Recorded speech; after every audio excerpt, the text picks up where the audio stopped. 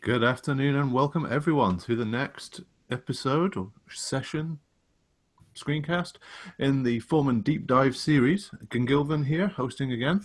And today I'm very glad to welcome a new face to the Deep Dive series, I think, but not necessarily new to the community demo. We have Chris Duryee with us, who's one of our Catella developers. So Chris, welcome.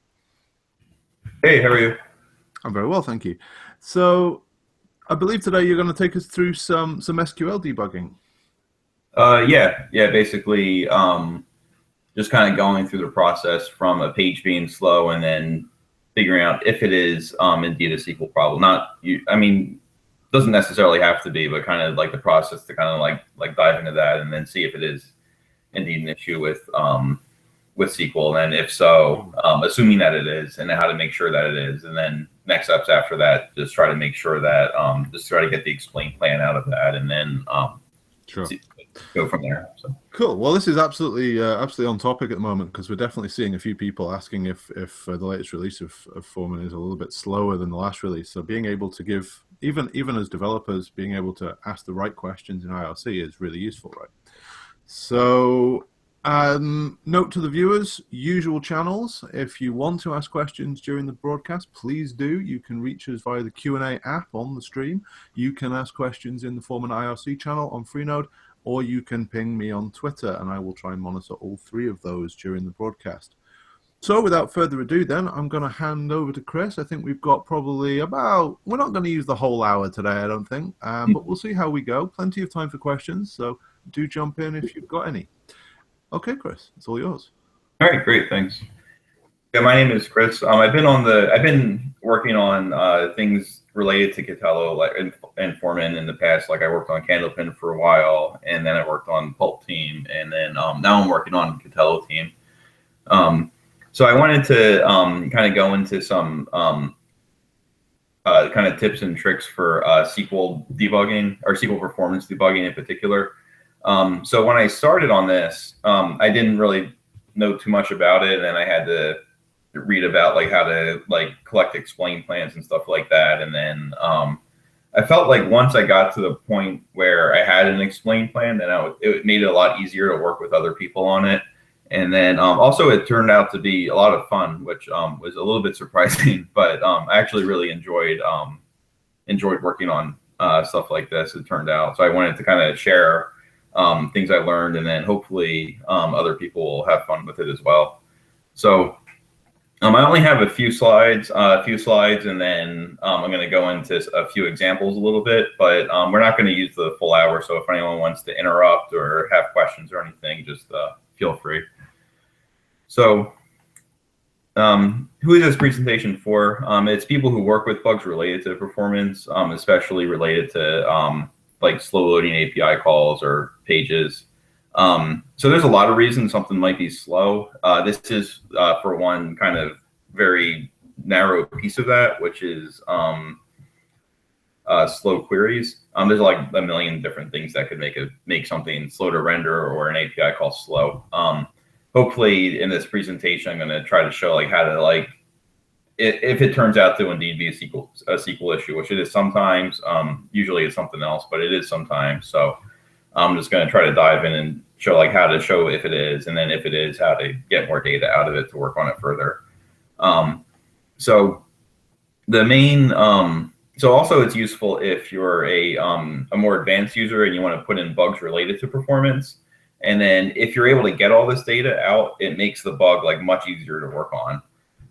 Because it has like a lot of data to begin with. Instead of saying, hey, this page is slow, it says, hey, this is slow. And then, you know, I did some initial digging, and then I found that this this particular API call is slow, and then furthermore, it's making this other call that's slow. So going on to my next slide, I actually put the further reading at the beginning. So there's the slow query questions from the Postgres website.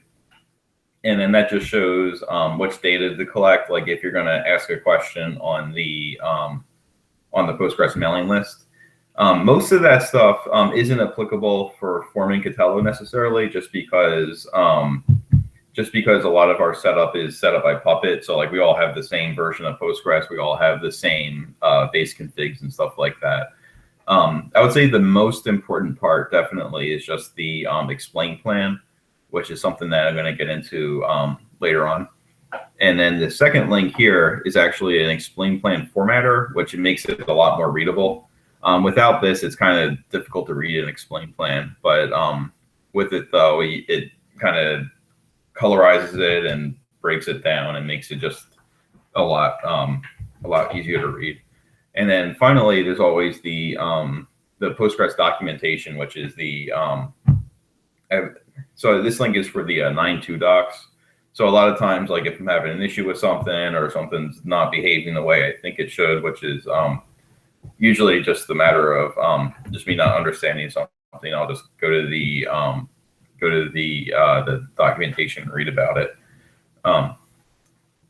So next slide.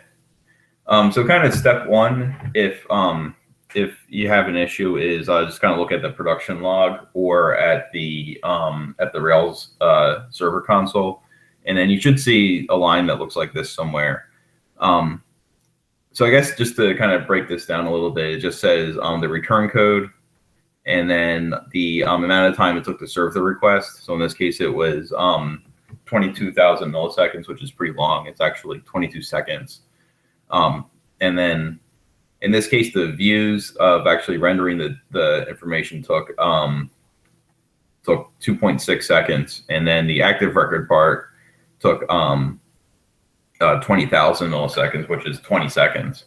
So it's pretty 20 seconds is pretty slow. Usually like for web pages, I like it when they're fast enough so I don't like click on it and then go off and do something else and come back.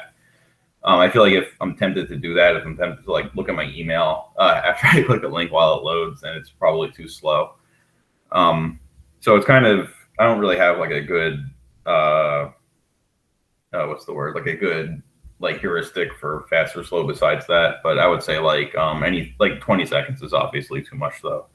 And this is a cooked up example I made, but so in step one, again, just look at your production log, find this information, and then after that, assuming that it's you see a large value here for active record, which you may or may not, but assuming you do, then what I usually do as a next step is try to see if it is indeed something where Postgres is taking a long time to return.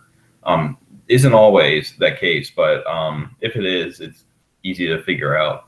The way that I usually do that is in varlib Postgres data postgresql.conf. There's a setting for a log min duration statement, and then usually that's commented out in the config. So usually I set that to I'll just set that to 0, which means log everything. And then after that, you don't even have to restart your Postgres. You can actually reload it. Just service PostgreSQL reload. And then what that does is it keeps all of the existing connections open, and it doesn't like kill all the connections and make HTTPD reconnect or anything. So you can do this on a live server if you want it. Just make sure you do the reload and not the restart. So once that happens, or before I go into that though, actually, so the min duration statement, you put 0, it logs everything. But if you just wanted to, like, let's say you just wanted to capture things that took more than like 50 milliseconds or 100 milliseconds or something, you could change that as you want it. So I've seen in the past with other deployments, people would set like 1,000 here, which would be 1 second, and then they would just output it to a slow queries log. But I usually just see the bug first, or not see the bug necessarily, but see the see this large number here for active record, then I dig into it more and then set this to 0 and get everything. And then after that, you can usually just kind of grep around in the log, and then the log is available at in varlib Postgres data PG log. One thing to note here is it's not in var log, which I get tripped up by this every time. It's in varlib. But so the log lives under there, and then it should be named. They actually name them after days of the week, so it's like Monday's log, Tuesday, Wednesday, Thursday, Friday, Saturday, Sunday, and then it will overwrite. It'll overwrite the last week's log with the new one. So here's an example of a pretty fast query. I just wanted to show it just to show what it looks like from the Postgres log. This one took 0.006 of a millisecond, which is pretty fast. But it's just doing a easy select, just selecting everything from host collections for an org. I think this one's probably from the dashboard at some point. I don't remember where I got it from, but you'll see like in the log, there's like a lot of little queries and then like one or two big ones. So, sorry, they've just had a question asking, yeah. You've jumped straight to the Postgres log. Is there any reason not to start with the SQL logging in the Rails app itself, or is there just simply nothing more useful there than you've already got from the time it took to generate the page? There might be. I just use the Postgres log just because like I'm kind of used to that from before, but I'm actually not too familiar with the Rails SQL logging, but that would probably be just as useful though. I would imagine. I'm kind of the reverse. I used to be a DBA many years ago, but I've kind of lost my skills. Whereas obviously I've spent more time in Rails recently. I would imagine that the answer to this is that you will get the query from the Rails log. It won't tell you much more about it, but you will at least get what was run, all the different queries that were run. But I can't remember, and it's Tomer asking the question, so maybe he can expand on this. But I don't think the Rails SQL log tells you the individual time for each query. So if the page took 20 seconds to load and it was actually like 5 different queries that were a bit slow, you wouldn't necessarily know which of the 20, 30 queries that get logged that was actually the ones that causing the problem. Whereas obviously in the Postgres logs, you will see that. Okay, yeah, I could see that. I think also like if you have like something running in, like if you're running on a production system, like when I'm working with users, like sometimes it's just easier to tell them to update this and restart versus having to edit logging elsewhere. But I think both are valid though, definitely. This is just the one I always use, but there's a noise element as well, right? If you've got, yeah.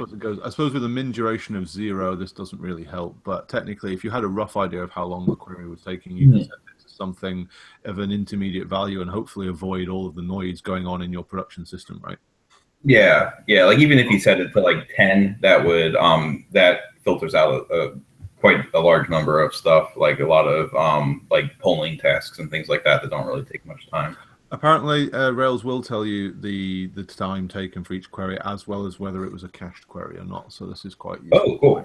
So step 1.5, check the Rails log. Yeah. Figure out which queries are the problem, then go look for them in the Postgres log, right? And then we'll continue. Yeah, that's cool. I need to look into that. Usually I go straight to this, but I guess that's something I could look at too. So. Yeah, for sure. But I mean, it doesn't take away the interesting point that obviously the Rails log will be busy on a production system, right? If you've got 1,000 hosts checking in, then it's going to be a busy log. Whereas with Postgres, obviously, you can set some nice threshold duration, like start counting it backwards, right? Set it to like 10,000 milliseconds. If you don't see the queries you're looking for, set it back a bit further, and you'll avoid all of that noise, right? So all right, cool. So that was step 2, and then here's an example. And then step 3, which is actually my last slide, and then after that I go into a couple examples, is to actually get the explain plan for the query.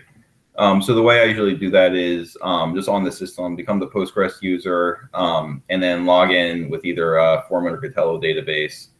And then you can run explain analyze buffers, and then after that you just paste in that same query that you had before. So in this example, you would just kind of select like all of this and then just paste that right into here after your explain analyze buffers. That will give you quite a bit of output. It's like this large, it's kind of like a table, but it's like a nested table. And then you can, let me see if I can change my screen share actually and pull that up.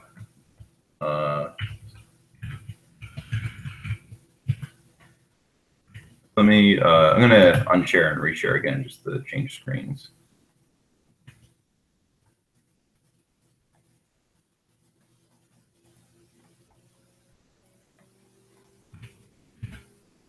Very cool. So you can see here's an example of a explain plan right here. It's tiny font, tiny font. Oh, sorry. Yeah, let me. So yeah, that's a bit better. That's a bit better. Yeah, so it's kind of even with the bigger fonts, kind of like you can kind of make sense of it a little bit, but it's kind of difficult to read. I just kind of look at it a little bit here. It makes it. There's a website actually that makes it a lot easier to read, which I'll show in a second.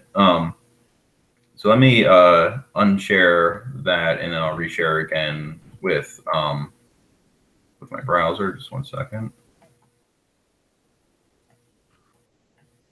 All right, cool. So so here's an example of a query I had before. So you can see here is the output of a similar query that got pasted into here. So it make it bigger. Oh, sure. How's that? Yeah, just about. It's really YouTube and all that will. Oh yeah. Screws with everybody's resolution, right? Yeah. That's cool. Okay. So so for this particular one, there was it turned out to be an issue with a missing index.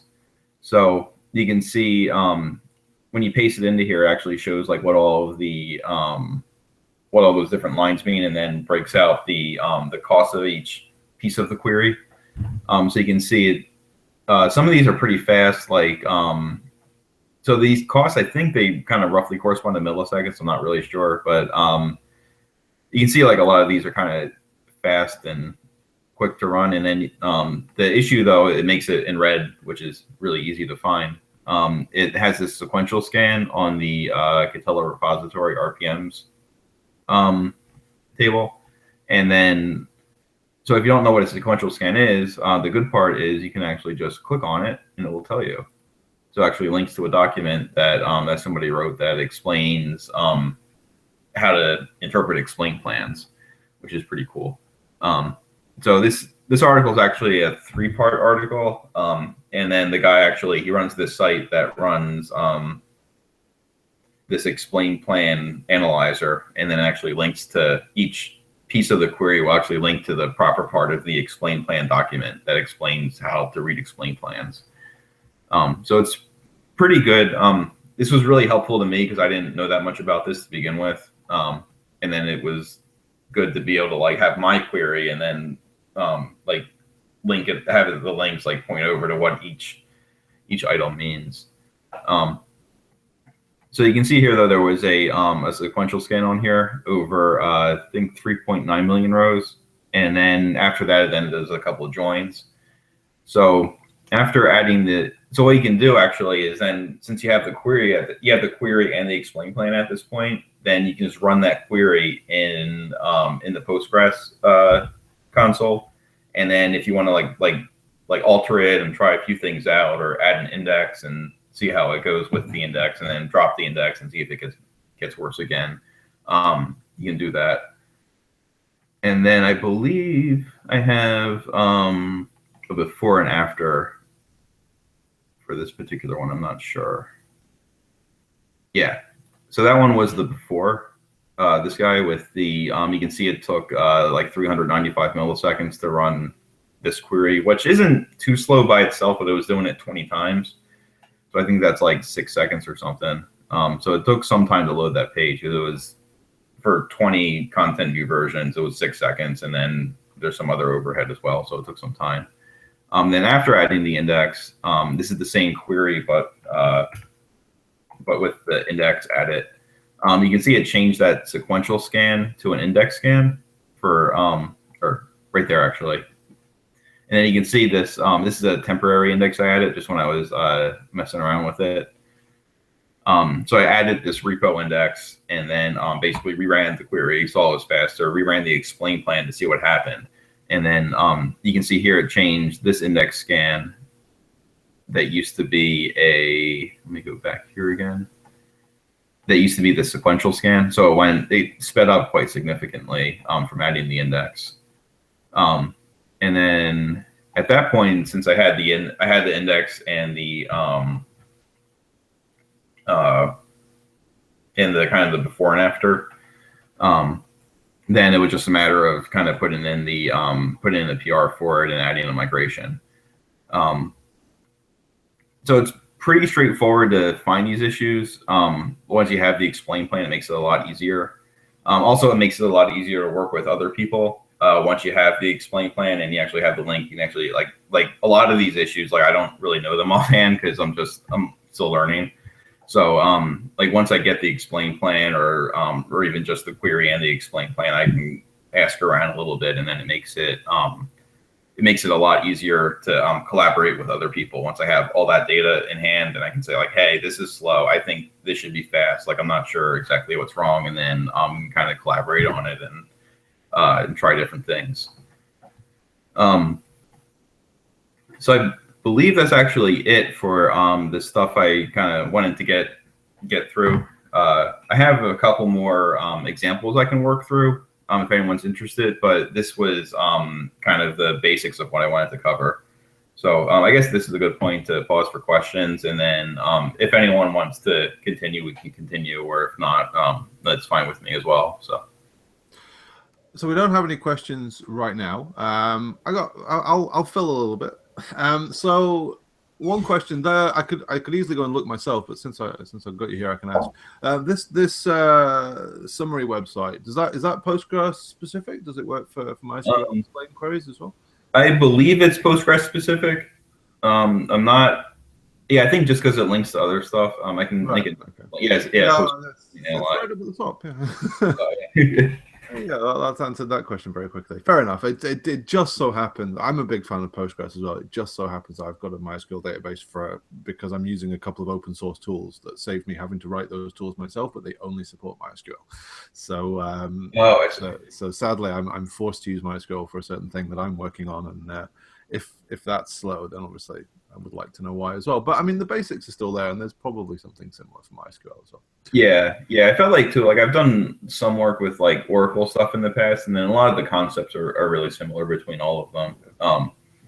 Just in terms of like the like making like doing like they all have explain plans. You gotta look at them. They're all SQL plus extensions, right? And once Postgres finally adds its upsert equivalent in the next release, then we'll have almost complete parity between MariaDB and Postgres, because that's the one thing it doesn't have, right? Create or insert is something that Postgres has never had. But we're getting off topic.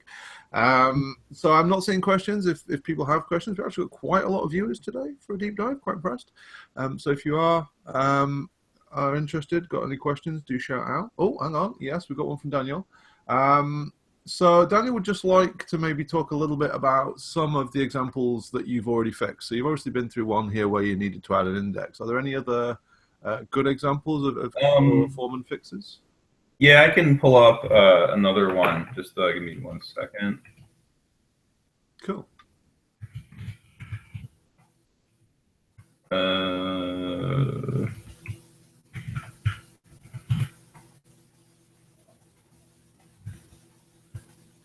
This one I thought was kind of interesting because I fixed it and then, or wait, sorry, that's not the right one. This is the same one as the other.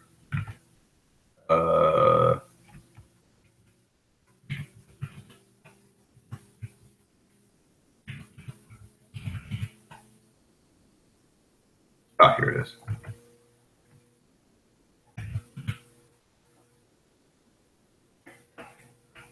So there was this bug related to the dashboard. So when the dashboard will load, you can tell it queries for what errata are available. And then someone had an issue with, I think, like 250 hosts, and then I worked through it, and then I mean, I worked with other people on it. It wasn't just me, but we worked through it, figured out the solution for having 250 hosts, and then it turned out you can see it was doing this select distinct on control.star, and then what that does is this distinct will it does a big sort basically, and then it finds it tries to find all the records that aren't unique. But the way it implements that is in the explain plan, you can see it was doing this giant sort where the sort key was every column. And then in order to do that, it actually had to go out the disk because it took a lot of, it used more work memory than what was allocated to it. So I think like each piece of the query gets like 1 meg, which is actually, it doesn't sound like a lot, but is pretty decent actually for most of the stuff we run, because the database, it's just not that big of a database like compared to some others. But so you can see like it went out the disk, did 36 meg of stuff on disk, and then came back. And it took some time. It took 50 seconds, not milliseconds. And then if with everything else, it could take upwards of 80 seconds on like a pretty strong machine. And then on a development VM, it could take a couple minutes to run. So we thought originally it was a problem with this sort, right? Because it says, you know, the sort's taking a lot of time. We put in a PR, updated the sort, fixed it, we thought. And then after that, then someone tried it with, I think, like 5,000 hosts. And then it was having problems again. And then I think this is the explain plan from that one. And then you can see that all these fields are 0 because I wasn't able to even run the query because it would just like totally exhaust some resources to run it. So I was able to get the explain plan, but I wasn't able to get the timings on it because it took so long. It would actually like use up all the disk space on disk in doing the sort. So let me, I'm gonna find this out just a little bit, even though I know the font gets smaller. But you can see it was operating on, it ended up operating on like 86 million rows, which is kind of unexpected. So again, though, same deal as before. Once you have the explain plan, you can kind of talk to other people about it, see what's going on. And then it turned out that the issue was not, you know, it wasn't with the index or with the sort or anything like that, even though that original explain plan from 250 hosts was the sort, or looked to be the sort. The bug was actually in here. There was 2 inner joins on the same, there was like an extra inner join happening, you can see, on the same table. And then that's what made that that query so large. So once we got rid of that, then it fixed up a number of issues, and then we ended up not even having to do that sort optimization. But it's kind of interesting though, because, you know, you have this issue with a small number of data, a small amount of data. You think you fix it, and then it turns out, you know, people add more data, and then the kind of root cause is more apparent then. So this one I just thought it was kind of interesting just because it took multiple tries and then kind of presented as different issues with different amounts of data.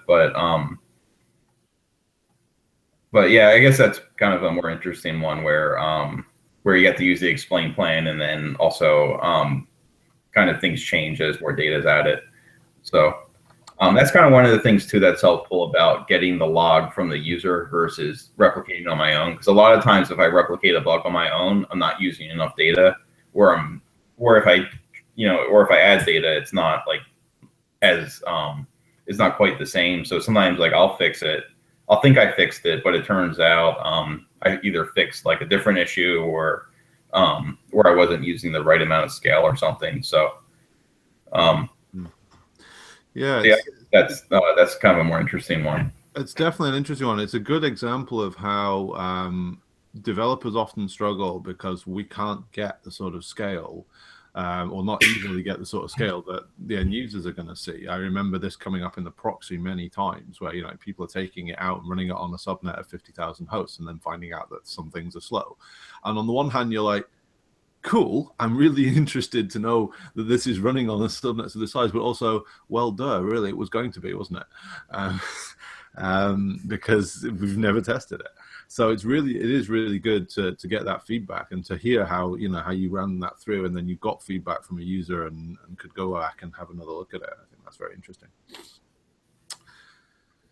Yeah, so there are some tools that we have to try to simulate large amounts of either large amounts of systems or large amounts of content or something. I know there's like the the Hammer CLI CSV is one of them, and then I think Lukash has another one, and then there's another one called Perfhammer that I worked on with Adam Price, and then so that's helpful too for loading up the system. But really though, I would say like especially like if it's a bug coming from a user, the best way is always just to get the information like straight from them if it's possible. I know sometimes it's not possible, but like if there's like a database dump that you can load or something like that, if you have like a database dump plus a list of the queries that are being slow, that's extremely helpful.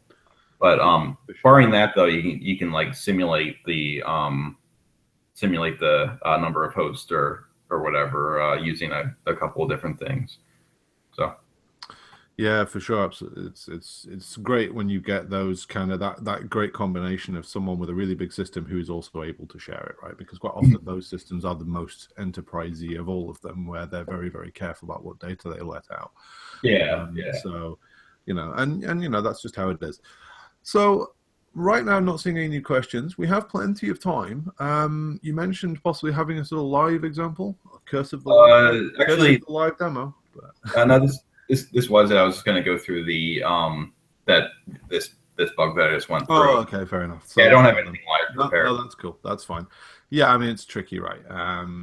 And particularly something like this, like actually going out and finding something that isn't working is actually it doesn't come up very often, and when you do, you fix it, right? So that's fair enough.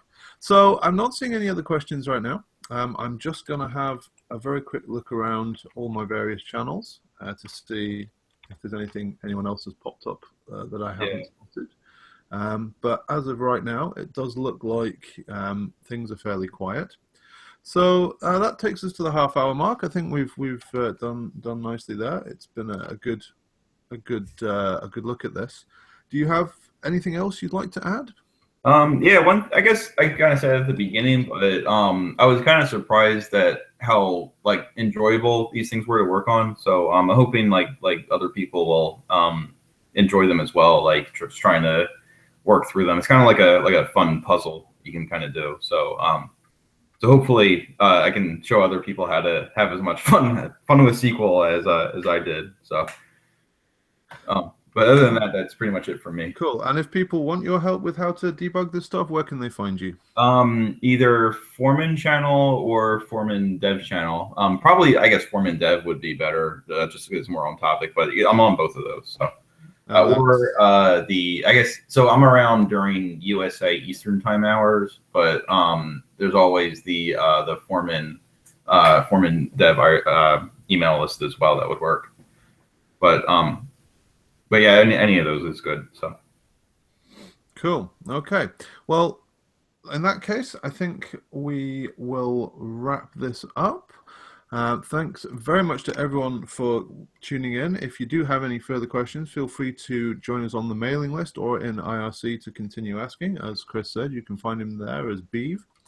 And other than that, we are pretty much done, I think. So that's going to be all for today. I hope you've enjoyed this deep dive. I hope you found it useful. If you do have anything else you would like to see in the future, let me know. Tell me all about it, and I will do my best to find out a way of getting that presented to you. You can find more of our videos on our YouTube channel and on our Twitter account, where we will announce things as they come up. If you've enjoyed today, please leave a like on the video. Lets me know that you want to see more of this stuff. And of course, you can subscribe to get notifications of upcoming content. Other than that, this will be everything for today. Thanks very much for watching. Very cool. Bye. Thanks, everyone.